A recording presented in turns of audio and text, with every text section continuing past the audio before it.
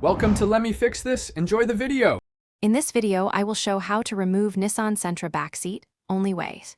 Fold the rear seat backs forward, lift the bottom cushion at the front edge, and locate the retaining bolts.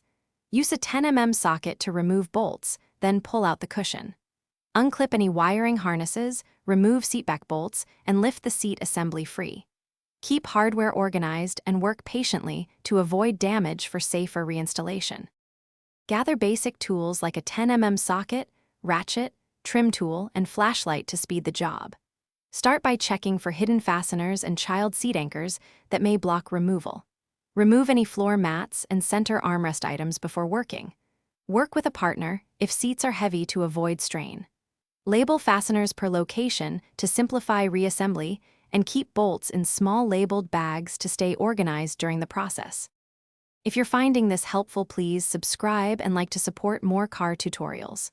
Quick recommendation: the Echo Dot smart speaker brings your space to life and can play repair playlists while you work. You'll see the product in the video, and I added the link and other deals in the description for easy access. It's a small upgrade that makes workshop time more enjoyable. Thanks for watching. Now let's get back to the video. Expect challenge points like stubborn clips and corroded bolts. Apply penetrating oil to help.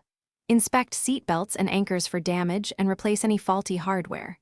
Reinstall in reverse, aligning hooks and tabs before tightening bolts. Torque bolts snugly, but avoid over-tightening to protect threads. Test seat movement and latch engagement before finishing and keep tools handy for final adjustments. This approach minimizes surprises and keeps your car safe for passengers. Thanks for watching. If you found this helpful, don't forget to like and subscribe.